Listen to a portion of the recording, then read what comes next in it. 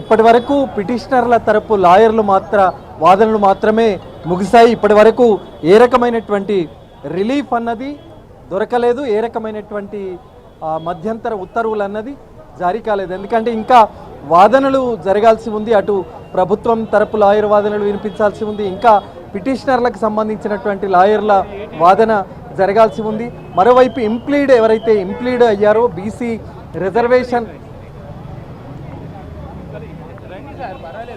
రిజర్వేషన్లకు సంబంధించి పెంపు పైన ఏదైతే ఇంప్లీడ్ అయ్యారో ఆ పెంపు సమర్థనిస్తూ ఇంప్లీడ్ అయ్యారో దానికి సంబంధించి ఇంకా వాదనలు జరగాల్సి ఉంది. ఇంకా సమయం పడుతుంది. 2.5 గంటలకు విచారిస్తామని ధర్మాసనం చెప్పిన నేపథ్యంలో ఇప్పటి వరకు జరిగినటువంటి పిటిషనర్ల వాదనల్లో ప్రధానంగా 3 టెస్ట్కు సంబంధించి అంశం అన్నది జరగలేదు. 3 టెస్ట్కు సంబంధించి అసలు ఒక కమిషన్ వేయాలి, కమిషన్కు సంబంధించి ఆ కమిషన్ రిపోర్టు ఆధారంగా బీసీల నిష్పత్తి అన్నది జరగాలి. అదే రకంగా ఈ రిజర్వేషన్లు అన్నది 50% మించకూడదు. ఈ 3 నిబంధనలను ఉల్లంఘించారనేటువంటి ప్రధానమైనటువంటి అంశంపైనే ఎక్కువ సేపు వాదనలు అన్నవి జరిగాయి. అంటే 50% మించకూడదన్న సుప్రీంకోర్టు నిబంధన ఏదైతే ఉందో అది వైలేట్ చేశారు, 67% పెంచారనేటువంటి విషయానికి సంబంధించి చెప్పినటువంటి విషయం. ఇక డెడికేటెడ్ కమిషన్కు సంబంధించి ఆ రిపోర్ట్ అన్నది వెల్లడించలేదు. దాని ఆధారంగానే తాము బీసీల నిష్పత్తిని ఉపయోగించామనేటువంటి విషయానికి సంబంధించి ఎటువంటి క్లారిటీ ఇవ్వలేదు అనేటువంటి విషయాన్ని కూడా పిటిషనర్ల తరపు లాయర్లు ప్రధానంగా ప్రస్తావించినటువంటి అంశం. సుప్రీంకోర్టు చాలా క్లియర్గా చెప్పింది, 50% మించి రిజర్వేషన్లు ఉండకూడదు అనేటువంటి నిబంధనను చాలా స్పష్టంగా చెప్పిన నేపథ్యంలో కొన్ని అంశాలను ప్రధానంగా ప్రస్తావించినటువంటి అంశం. ఇక మాజీ గవర్నమెంట్ ప్లీడర్ ఉన్నారు రవీందర్ గారు, ఆయనతో మాట్లాడదాం. ఇప్పటి వరకు జరిగినటువంటి వాదనలకు సంబంధించి ప్రధానమైనటువంటి వాదన ఏంటి? 3 టెస్ట్కి సంబంధించి వైలేట్ జరిగింది అనేటువంటి దాన్ని ట్రిపుల్ టెస్ట్ ఏదైతే ఉందో సర్వే జరగకుండా సామాజికంగా అంశాలు ఏవైతే పరిగణలోకి తీసుకోకుండా అటు కమిషన్ అపాయింట్ చేయకుండా జరిగిన సందర్భంలోనే ఆ ట్రిపుల్ టెస్ట్ వయలేషన్ జరిగింది. సో ట్రిపుల్ టెస్ట్ లేకుండా ఇచ్చినటువంటి జడ్జిమెంట్లలో 50% సీలింగ్ ఏదైతే ఉందో దాన్ని ఉల్లంఘించడం జరిగింది. సో మిగతా 3 కేసెస్లో కూడా ఇంద్రసహాని కేసు డెడికేషన్ కమిషన్ ఏర్పాటు అయింది కదా, ఇక్కడ రాష్ట్రంలో తెలంగాణ రాష్ట్రంలో డెడికేటెడ్ కమిషన్ అపాయింట్ అయ్యింది. ఈ commission single man commission Bussa Venkateswara గారు వారి యొక్క ఆధ్వర్యంలో సర్వే జరిగి ఆ తర్వాతనే ఈ రిజర్వేషన్ పాలసీని అడాప్ట్ చేసినట్టుగా జీవోలో పేర్కోవడం జరిగింది కదా అని కోర్టు వారు కూడా ప్రశ్నించడం జరిగింది ఈ విషయాన్ని. అయితే ఇక్కడ ఉన్నటువంటి పరిస్థితుల్లో ఎంపెరికల్ సర్వే జరిగింది అనేటటువంటిది మాత్రం ఈ జీవోలో స్పష్టంగా ఉంది. ఎంపెరికల్ సర్వే జరగని సందర్భాల్లో రిజర్వేషన్ 50% దాటినందుకు అక్కడ ఆయా కేసుల్లో కోర్టులు సర్వోన్నత న్యాయస్థానం సుప్రీంకోర్టు వారు ఆయా కేసుల్లో స్టక్ డౌన్ చేయడం జరిగింది. అంటే వివేక్ రెడ్డి జరిగేటటువంటి కేసులో ఇప్పుడు ఇది ప్రభుత్వం తరఫు నుంచి ఏజీ గారు మిగతా వాళ్ళు కూడా కోర్టు వారి దృష్టికి తీసుకుపోయే అవకాశం ఉంది. గతంలో వివేక్ రెడ్డి వాదనల్లో మధ్యప్రదేశ్, మహారాష్ట్ర అంశాలకు సంబంధించి కూడా మహారాష్ట్రలో వికాస్ గౌలి కేసులో కూడా జరిగింది ఏంటంటే ఎంపెరికల్ సర్వే జరగకుండా జరిగింది కాబట్టి ఇటువంటి ఇర్రెగ్యులారిటీస్ ఉన్నాయని చెప్పేసి అక్కడ స్టే ఇవ్వడం జరిగింది. తర్వాత సబ్సిక్వెంట్గా ఆ యొక్క ఎలక్షన్ చెల్లదు. కానీ ఎన్నికలు జరిగినా కూడా ఎన్నికలను రద్దు చేశారు. అది ఆ కేసులో డిఫరెంట్. ఈ కేసులో డిఫరెంట్గా ఏముందంటే ఇందులో ఎంపెరికల్ సర్వే జరిగింది. ఈ కేసులో మన తెలంగాణ రాష్ట్రం వరకు వచ్చేసరికి GOMS నెంబర్ 9లో స్పష్టంగా చెప్పడం జరిగింది ఎంపెరికల్ సర్వే జరిగింది అని. అంటే ఇప్పటి వరకు వాళ్ళు పేర్కొన్నటువంటి అన్ని జడ్జిమెంట్స్లో కూడా ఎంపెరికల్ సర్వే లేవు అనేటటువంటిది ఉల్లంఘించడం జరిగింది.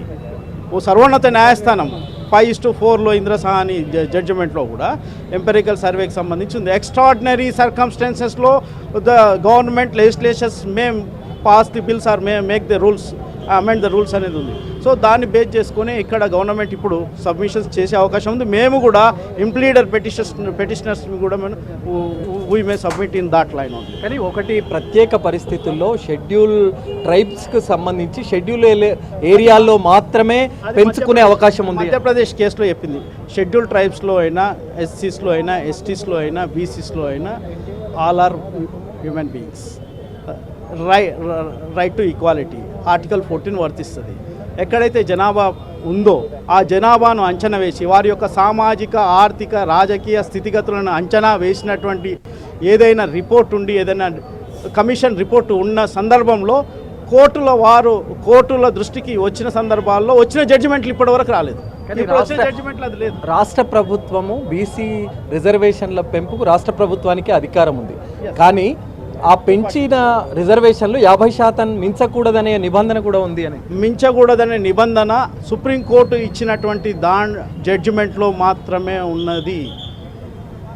ఆ జడ్జిమెంట్ను బేస్ చేసుకునే ఇప్పుడు ఈ యొక్క అమెండ్మెంట్స్ జరుగుతూ ఉన్నాయి, ఇప్పటివరకు జరిగినాయి. గతంలో కూడా 2018లో కూడా అదే జరిగింది. కృష్ణమూర్తి జడ్జిమెంటే కానీ, నాగరాజు కానీ, ఇకపోతే ఇంద్రసహాని జడ్జిమెంట్ ఇప్పుడు కావాలి. అంటే ఇప్పటి వరకు గంటన్నర పాటు జరిగినటువంటి వాదనల్లో ప్రధానమైనటువంటి అంశాలు పిటిషనర్ తరపున ఏం గుర్తించారు, దాన్ని ఎట్లా మీరు ఎదుర్కొనే అవకాశం? ఇంత ఎంపెరికల్ సర్వేనే బేస్ అవుతుంది ప్రతిదానికి కూడా. ఎక్స్ట్రాడినరీ సర్కమ్స్టాన్సెస్లో ఎంపెరికల్ సర్వే అంటున్నారు. ఎంపెరికల్ సర్వే అన్నది ట్రిపుల్ టెస్ట్లో చాలా కీలకమైనటువంటి అంశం. మరి దాన్ని పరిగణలోకి తీసుకోలేదు. ఆ అంశాన్ని పరిగణలోకి తీసుకోకుండా ఈ రకంగా వ్యవహరించారు. ఈ ట్రిపుల్ టెస్టులో ప్రధానమైనటువంటిది డెడికేషన్ కమిషన్ అన్నది. డెడికేషన్ కమిషన్ ఏర్పాటు చేశామని చెప్పారు. దాని రిపోర్టు ఆధారంగానే ఈ రిజర్వేషన్లు ఇచ్చామని చెప్పారు. కానీ ఎక్కడ దానికి సంబంధించి ఆ డెడికేషన్ రిపోర్ట్ అన్నది వెల్లడి కాలేదు, జీవోలో వెల్లడించలేదు. జీవో 9ని రిలీజ్ చేసినప్పటికీ అందులో మాత్రం డెడికేషన్ రిపోర్టును మాత్రం ప్రస్తావించలేదు అనేటువంటి విషయాన్ని మాత్రం చెప్పినటువంటి సందర్భం. మరి ఇంత కీలకమైనటువంటి వాదనల్లో ఎంపెరికల్ అంశమే ప్రధానమైంది, డెడికేషన్ రిపోర్ట్ అన్నది ప్రధానమైంది. మరి ఇవన్నీ పరిగణలోకి ఒకవేళ తీసుకున్నా కూడా మరి 50% మించకూడదు రిజర్వేషన్లు అన్న ప్రామాణికాన్ని పాటించలేదు అనేటువంటి అంశాన్ని ప్రధానంగా పిటిషనర్ల తరపు లాయర్లు ప్రస్తావించినటువంటి అంశం. మరొక కీలకమైనటువంటి అంశం హైకోర్టే పేర్కొంది. ఆ జీవో 9ని రిలీజ్ చేసినప్పుడు అందులో సంబంధిత శాఖ ప్రిన్సిపల్ సెక్రటరీ సంతకం చేసినా కూడా కానీ కింద by order and in the name of the governor of Telangana అంటే గవర్నర్ ఆఫ్ తెలంగాణ ఆమోదంతోనే ఈ జీవోను విడుదల చేస్తున్నామని అనుకోవచ్చు కదా అని హైకోర్టు ప్రశ్నించినప్పుడు అది ప్రొసీజర్లో భాగమే తప్ప దానికి సంబంధించి ఎటువంటి అంశం లేదు అనేటువంటిది పిటిషనర్ తరపు లాయర్ కోర్టు దృష్టికి తీసుకువచ్చారు. ఇలా చాలా అంశాలలో కొన్ని కోర్టులు ప్రశ్నలు లేవనెత్తాయి, దానికి లాయర్లు సమాధానం ఇచ్చారు.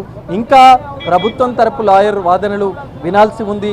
మరి లంచ్ తర్వాత 2:30 గంటలకు మళ్ళీ విచారణ మొదలైన తర్వాత ప్రభుత్వం కానీ ఇంకా ఒకరిద్దరు పిటిషనర్ తరపు లాయర్లు కానీ అటు ఇంప్లీడ్ అయిన పిటిషనర్ల లాయర్లు కానీ వాదనలు విన్న తర్వాత న్యాయస్థానం ఏం చెప్తుందనేటువంటిదే మనం చూడాల్సి ఉంది. మొత్తానికి సాయంత్రం 4 గంటల వరకు వేచి చూడాలి హైకోర్టు నిర్ణయానికి సంబంధించి. అంతే, ఎందుకంటే 2:30 నుంచి 4 వరకు మళ్ళీ వాదనలు జరుగుతాయి. ఆ వాదనలు విన్న తర్వాత న్యాయస్థానం 4 గంటల సమయంలో ఏం చెప్తుంది అనేటువంటిది చాలా కీలకమైనటువంటి అంశం.